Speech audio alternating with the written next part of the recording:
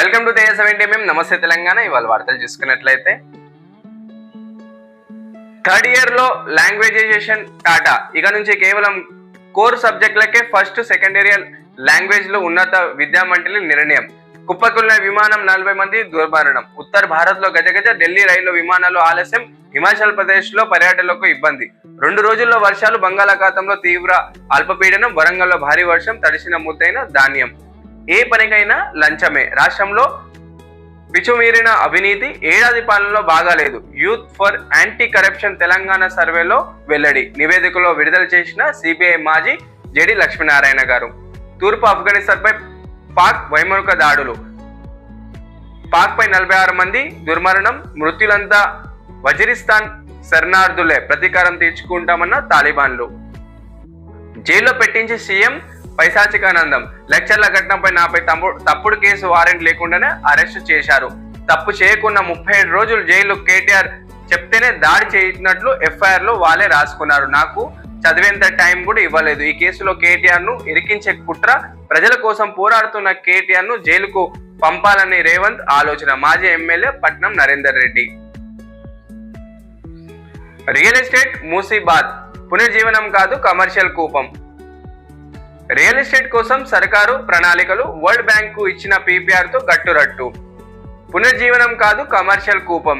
మూసీ సుందరీకరణతో పాటు real estate అభివృద్ధికి ప్రభుత్వం పెద్దపీట. ప్రపంచ బ్యాంకు ఇచ్చిన ప్రాథమిక నివేదికలో రేవంత్ సర్కార్ స్పష్టత. ప్రాజెక్ట్ కార్యకలాపాల్లో కమర్షియలైజేషన్ 1 పీపీఆర్ లో తేటతీలం. ఫైనాన్స్ ఎలిమెంట్ సెక్షన్ 8B లో 2 సార్లు రియల్ ఎస్టేట్ ప్రస్తావన. పేదలను తరలించి మూసి పరివాహకం కార్పొరేట్ కు కట్టబెట్టేలా పథక రచన. అందుకే FTL బఫర్ లో పేద మధ్యతరగతి కుటుంబాలు తరలింపు. నడి పొడవున రియల్ ఎస్టేట్ వ్యాపారస్తులకు కేంద్ర ప్రభుత్వం అనుమతి ఇస్తుందా? దాదాపు ఇప్పటి వరకు 1,50,000 కోట్ల సీఎం చెప్తున్నట్లు ప్రాజెక్టు వ్యయం. ఇప్పటి వరకు 170 ఇండ్లు కూల్చివేత. రాబోయే రోజుల్లో 16,000 మూసీ తీరంలో కూల్చివేత కోసం రెడ్ మార్కింగ్ చేసిన ఇండ్లు. ఇటు చూసుకున్నట్లయితే మూసీ సుందరీకరణ కోసం దాదాపు 1,50,000 కోట్ల ఖర్చు అనేది అవుతుంది.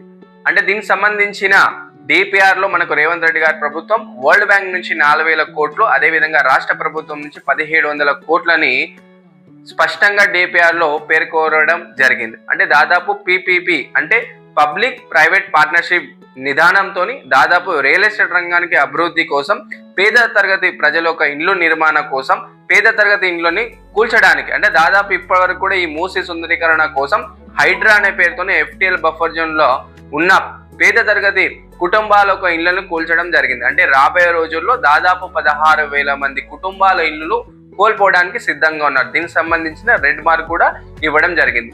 అదే విధంగా మూసీ సుందరీకరణ కోసం అంటే హైదరాబాద్ ఒక FTL బఫర్ జోన్ల విషయంలో హైడ్రా పేరు ఒక రాష్ట్రం మొత్తం కూడా వినిపిస్తుంది. కానీ మూసీ సుందరీకరణతోనే హైదరాబాద్ ఒక రూపురేఖలను కూడా మార్చవచ్చని కాంగ్రెస్ ప్రభుత్వం మెగా ప్రాజెక్ట్ తీసుకురావడం జరిగింది. ఇవన్నీ కూడా మూసీ సుందరీకరణ కోసం దాదాపు 1,50,000 కోట్లని డిపిఆర్ లో మనకు స్పష్టంగా ఇవ్వడం జరిగింది. కానీ కేంద్ర ప్రభుత్వం నుంచి ఎలాంటి గ్రీన్ సిగ్నల్ అనేది రాలేదు. ఇటుపక్క చూసుకున్నట్లయితే భారతీయ జనతా పార్టీ యొక్క రాష్ట్ర నేతలు ఇటీవలే మూసీ సుందరీకరణ కోసం పేద తరగతి ప్రజలోకని ఖచ్చితంగా కూడా మేము ఎట్టి పరిస్థితుల్లో ఈ ప్రాజెక్టు అనుమతి ఇవ్వమని చెప్పేసి ఒక నిద్ర కూడా చేయడం జరిగింది. అంటే ఇటుపక్క భారతీయ జనతా పార్టీ నేతలు కావచ్చు, ఇటుపక్క బీఆర్ఎస్ నేతలు కూడా ఈ ప్రాజెక్ట్ కి కొంచెం వ్యతిరేకతనే కనిపిస్తుందని మనం చూడవచ్చు. రోదస్ లో బ్రహ్మాండ సముద్రం. మహాసముద్రంల కన్నా 140 లక్షల కోట్ల రేట్లు పెద్దది. సో సామాన్యంగా భూమి మీద మహాసముద్రాన్ని చూసి ఉంటారు, కానీ బ్రహ్మాండంలో మహాసముద్రాన్ని చూశారా? అవునండి, మీరు విన్నది నిజమే. బ్రహ్మాండంలో అంటే బ్లాక్ హోల్ సమీపంలో ఒక మహాసముద్రం ఉంది. దీనికి సంబంధించిన నాసా ఇటీవలే ఒక ఆర్టికల్ ని నమస్తే తెలంగాణలో రాయడం జరిగింది. అంటే దాదాపు 1,200 కోట్ల క్రాంతి సంవత్సరాల దూరం ఒక స్పేస్ కి సమీపంలో ఒక మహాసముద్రం ఉంది. అది సూర్యుడు కన్నా 1000 రెట్లు పెద్దది. అదే విధంగా భూమి మీద ఉన్న మహాసముద్రం కన్నా బ్రహ్మాండంలో ఉన్న మహాసముద్రం దాదాపు 140 లక్షల కోట్ల రేట్లు పెద్దదని చెప్పుకొచ్చారు. దీనికి సంబంధించిన ఆర్టికల్ ని నమస్తే తెలంగాణ పేపర్లో రాయడం జరిగింది.